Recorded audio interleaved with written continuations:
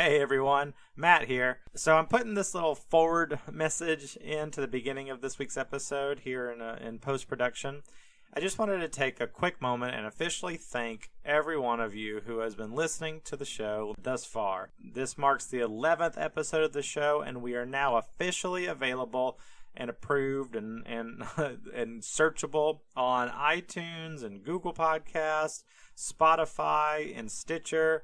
And of course, you can go straight to the source with our host, Podbean. They also have their app and everything, or even just through my website, gettingbiblical.com. Between all those different sources, the show is pretty much available just about anywhere, like 95% of where English-speaking podcasts are found. And that's super exciting. We're still working hard to learn and grow and improve and make the show as good as it can be, whatever that means for a show about drunken Bible stories.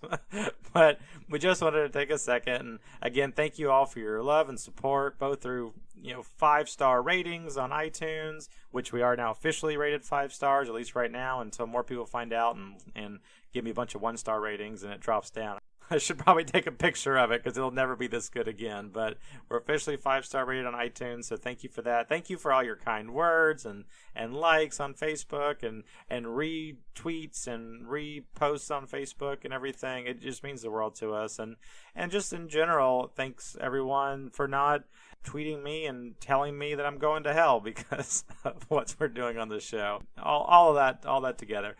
Thanks so much again to everyone. Love all of you guys, and I hope you are still enjoying the show, and I hope you continue to enjoy it in the future as we get better and cover more fantastic stories. So I won't keep you any longer. I'll let you get back to your show. So I'm going to fade out here in 3, 2, 1. Hi, and welcome to Getting Biblical, the show where I drink too much and talk about my favorite Bible stories. I am Matt Smith, your host, and thank you for joining us today. So today we get to tell the exciting story of Noah's Ark. Of all the stories in the Bible, Noah's Ark still makes its mark as a strong pop culture reference, even in 2018. But even with the story that you think you know, even the depiction of a cute, chibi Noah surrounded by giraffes and elephants on your newborn niece or nephew's onesie, even with all that, there's still parts of this story they don't want you to know. Actually, no, that's just clickbait. You know just about everything you need to know for the story. That's about it. But that's okay, because you've never heard it from me. Truth is, most of the story of Noah's Ark is pretty straightforward. However, there's some fun stuff in the beginning and some not so fun stuff afterwards. And that's what we're going to get into, and that's what we're going to talk about. But before we begin all that, let's talk about what I'm drinking. So, I've been trying hard to find very loose connections to what I'm drinking for each episode to the theme of the story, right? It all kind of, I wasn't doing it early on, but ever since the Shadrach, Meshach, and Abednego episode, I've had a big desire to try and correlate the two, if at all possible. And I'm not going to be great at it. I'm not going to be 100%. But for this episode, I try to get a very loosely connected theme. So I decided to drink, big surprise here, some whiskey. Okay, you might be thinking that I just wanted to drink whiskey because I always do. And you would absolutely be correct. But also because the word, we're covering Noah's Ark. And the word whiskey literally stems from the original Irish and Scottish Gaelic terms, which they stemmed from the Latin phrase aqua vitae, which means water of life. So whiskey and scotch and all that literally means water of life. What more appropriate drink could I have for a show talking about the earth being covered in the flood than, water of life? So here we are drinking whiskey yet again. So for this one, I've decided to tap into a bottle that I've had for a little while now, and it is the Glenlivet Founder's Reserve. Glenlivet 12 was the first bottle of scotch I ever bought for myself, with intention. Like I went to the liquor store, went down the scotch aisle, looked for Glenlivet. I actually to this day remember which liquor store I was at and what the scenery was, and when I was looking to try and find this bottle. So this was in my early 20s, I think. As a former beer and cranberry and vodka and gin and tonic type guy, I was introduced to Glenlivet 12, and I liked it so much. The very next day, I had a friend got it for me at a bar, and like, hey, try this. And the next day, I went out and bought a whole bottle for myself. Right, I liked it that much. I was that enamored with it.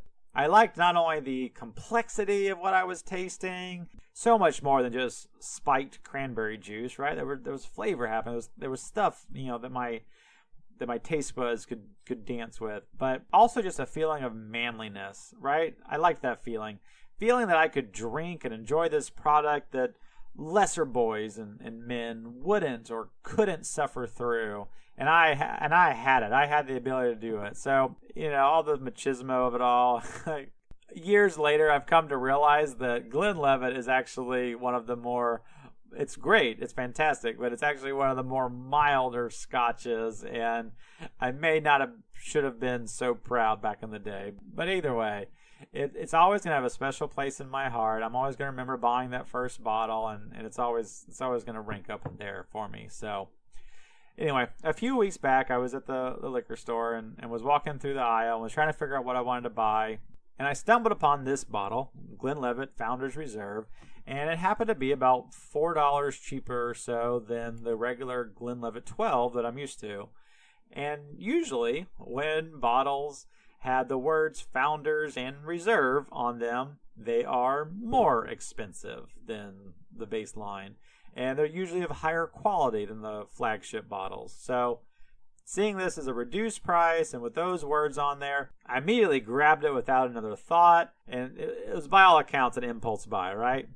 Therein lies the rub. See, I didn't do my research, and their marketing team got the better of me.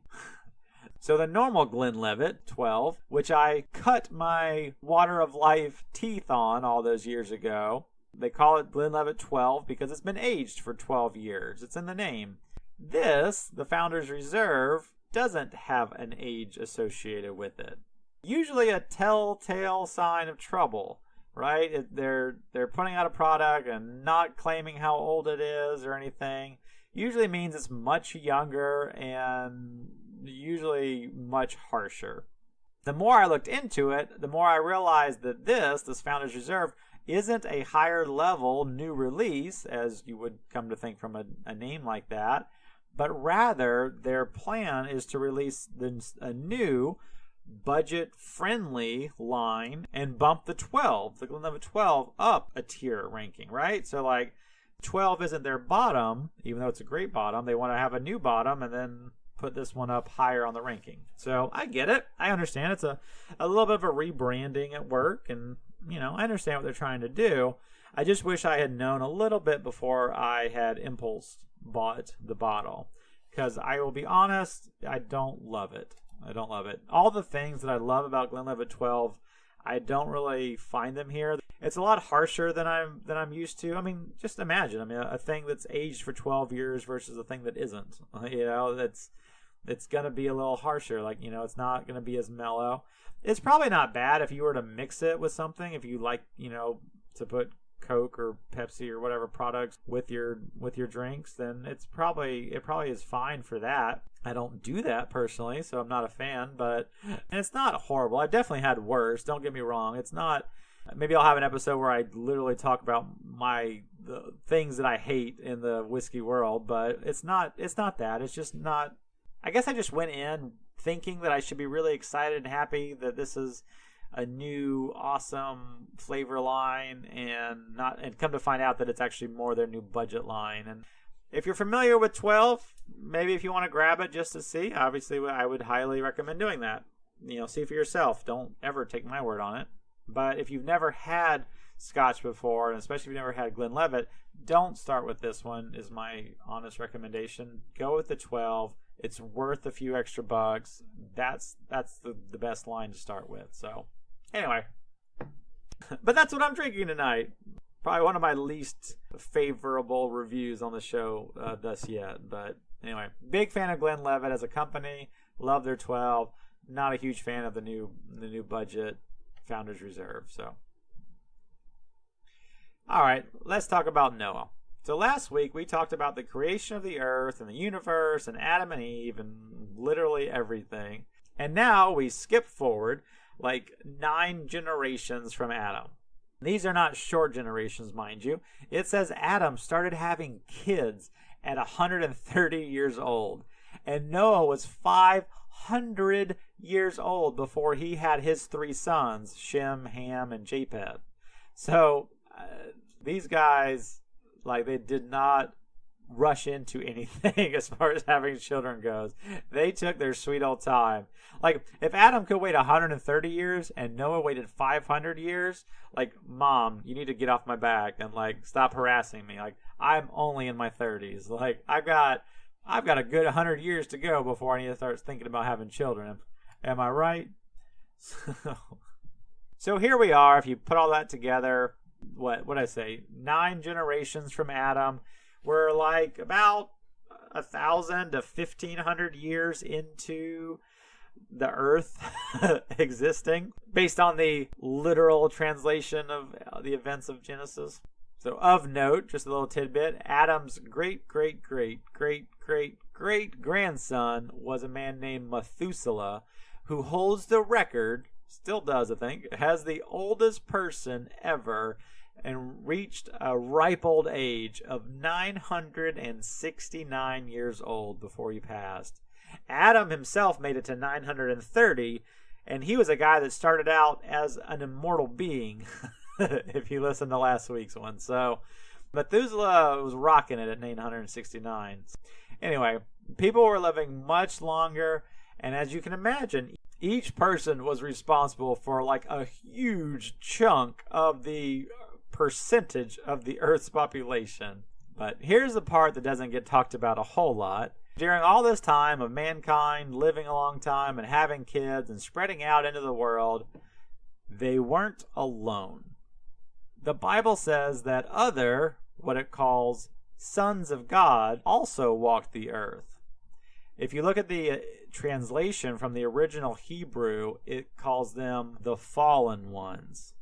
So we have these quote-unquote fallen sons of God walking around the earth, and they found members of the human women beautiful and took them as their wives and created a side race of legendary half like angel, half human men who, it says, became men of legend and of renown, right? These were possibly giant, like massive men that were powerful and commanding and just future like kings of the earth, right? But there was also a lot of wickedness between these half angel, half human people, and wickedness in the 100% humans themselves. And God looked at all the people everywhere and saw nothing but evil desires and violence in their hearts. And God was sorry and even repentant for ever having made mankind to begin with. God, like, literally was sad that he had made people. He wanted to erase all life and start over and do it better next time. The universe's first mulligan. But there was one man, one guy that it says found favor in God's eyes. One man that changed God's heart from destroying all life on the planet. That man was, of course, Noah. So after thinking about it for a while, God goes to Noah and says, "Hey, guess what, Noah? I've been thinking a lot lately about something. It's kind of a big deal, but I think I'm going to go ahead and I'm just going to go through it. I'm just going to pull the trigger. We're going to let it happen. YOLO, am I right? I'm going to go ahead and destroy everyone and everything on the planet." And Noah's like, come again? What now? What are we doing? And God says, "Tell you what, I want you to build a boat. Make it out of gopher wood and make it about as big as a football field. No, twice as long as a football field. 2 football fields in length, give or take. And make it 3 stories tall.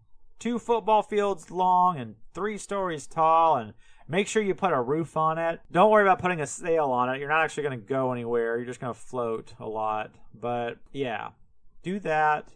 and I'm going to flood the earth and destroy everything else that breathes. And Noah's like, oh, okay, sure, I'll get right on that. And he says, but don't worry, but don't worry. God says, but don't worry. With you, Noah, I'm going to make a new covenant, Noah, a new promise.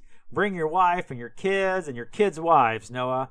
Bring two of every animal on the planet, Noah, and male and females, all the cattle, Noah, all the birds, everything.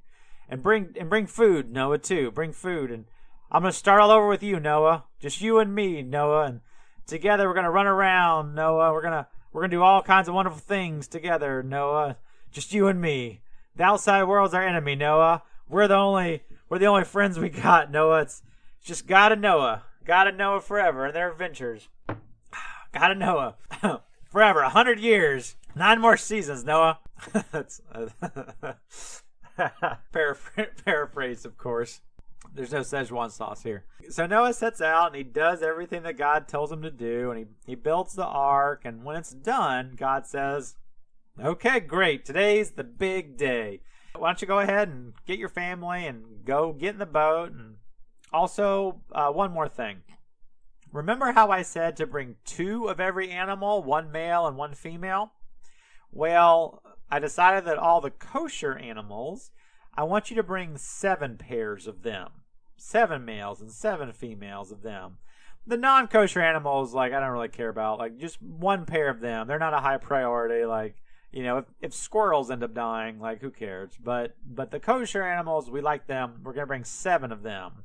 And also 7 pairs of the birds, too, because we're going to need them after the flood's over to help spread the seeds of the plants to help repopulate the vegetation and stuff. So definitely bring on 7 of the birds, 7 pairs of the birds. We're going to need that. But so that's a new plan. Just FYI, bring you up to speed. Great, thanks so much. So and then a parade of animals just magically started walking forth. They just walked right up and into the ark. Noah didn't have to catch any of them, right? No Pokeballs needed. They just marched up in, walked into the ark. No big deal. That's a miracle. What's the term on herding cats? Didn't even have to do that. They just walked on in. And it says the fountains of the deep burst open, and the sky as well, and the earth started to flood, and then it rained for 40 days and 40 nights. And the rising sea levels covered everything, but the ark floated on top of the water. There was not a spot of land anywhere on the face of the earth that wasn't covered. Even the highest mountaintop was covered by 2 stories of water. That's how much water was on the earth. And the ark floated for the 40 days and the 40 nights that it rained, and everything that breathed air through their nostrils died. And even when the rain stopped, the earth was still covered. The earth stayed covered in water for 150 days. Without even stopping. Just 40 days and 40 nights of pure rain and floods rising, and then it just stayed covered for 150 days. 6 months it stayed that way. God really wanted to make sure that everything was dead. You think you're gonna be cute by staying afloat? I'm sure some douchebags out there create should I call them? Well, yeah, they were douchebags. God wanted to kill them because they were wicked. I was gonna say bless their hearts. They're just trying to stay alive. They made a little raft for themselves or something. But no, God wanted to make sure there was nobody else that lived. Right? Noah and his family were the only people. Sorry, Rose. Floating on that door isn't gonna save you this time. Hashtag Titanic. But. So then after that time, after the 6 months, God sent a wind across the earth to help dry up the water. And the waters started to subside. They started to recede. And in the 7th month, the ark finally rested in the mountains of Ararat. And by the 10th month, the waters had lowered so much that they could see mountaintops peeking out in the distance.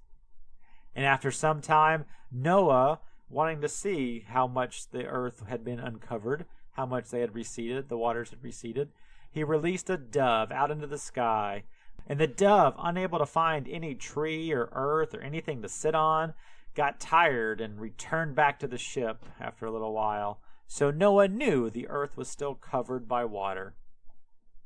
A week later, he released another dove out, and she did return, as did the first one, but she returned with an olive leaf, letting Noah know that they were pretty darn close to being able to get off that stinking boat, right? It's like the dove brought back a branch, knowing that there was some trees out there at least. And a week later, he released the dove again, and this time the dove did not return because it found prime real estate available and claimed it for itself. So now, a full year later since it had started, God commanded Noah to leave the ark and release every animal into the world so that they all might multiply and refill the earth. And everyone was super happy to not be on that boat anymore. like I don't know about you, but like I love going on cruises. They are awesome. I mean, they're kind of like the Walmart of vacations, but whatever. Like, they're super fun. But even after like a week, I'm ready to get off. I'm ready to go home and get back to my normal life and stuff. That's about all I can take. Like, a year of it, and there's not even a buffet or 2 p.m. trivia contest or whatever. like you're ready to get off that stinking boat, man. So I fully get it. So Noah gets off the ark, and he builds an altar and takes one of every kosher animal and bird that he brought on the ship with him, and he made an offering to God, and praising him for keeping them safe and everything, and not destroying the world. It was a thank you for not destroying the world offering. And God declared that he would never again punish all of man. Never again would he destroy the entire earth because of the wickedness in man's heart. Never again shall night and day cease, is what he says. And he promised both Noah and his sons that he would never again send the waters to destroy all life. And as an eternal reminder of this promise, God gave to them and to the rest of the future of humanity, he gave the rainbow in the sky as a sign of God's promise. So you can think of this story and this promise, God's promise to never destroy the people and earth through water. You can think of this story every time you look up and see a rainbow after a storm, or on a LGBT bumper sticker. either way. And that's the main story of Noah and the ark. That's how it kind of started, and that was their journey. Not a whole lot of details, just kind of like this happened. Are you ready for the juicy bits, though? Here's the after story that you may not have heard about. This is not the story that's on the cute infant onesies that we mentioned before. So when they get off the ark, it's Noah and his 3 sons, Shem, Ham, and Japheth, and also their wives, and maybe there were some kids too, I don't know, but none of those people are named. Noah and Shem, Ham, and Japheth. It says that from them come all the people of the earth. So while, yes, we all have an ancestry that dates back to Adam and Eve, right? Eve is the mother of all mankind, or whatever they call it. Adam is the father of mankind, I guess. Also Noah. Noah is ultimately the great blah blah blah grandfather of every person on the planet. So anyway, so they all step out of the ark and set about rebuilding civilization. And Noah immediately starts gardening, right? And because he had the right priorities in his first crop of vegetables, he had a vineyard. And from that vineyard, he made wine. And he got drunk. And from his drunkenness, I get it. You've been on a boat for a year with some animals, and it's been super stressful, and you're now off the boat and you just want to drink some, so you immediately go out and make a vineyard, and then you wait for that vineyard to grow and get the grapes, and then you make some wine and you wait for it to ferment or whatever, and you finally, your first bit of wine, you go a little bit too hard into it, right? You go a little too hard in the paint, which I get it, man. I get it. Now I've not gone that long without a drink since I was not able to drink. Like, it's a long ass time. So I get it, man. I feel for you. So he had too much, and he drank too much, and he got drunk, and he kind of went to sleep, like, sprawled out naked in his tent. whatever. It's not a good look, but, we've all been there. But while he was drunk and naked and sprawled out, one of his sons, Ham, went in and saw his father's nakedness. And I guess he came out and he laughed about it and he told his brothers and was like, hey, you'll never believe what I just saw.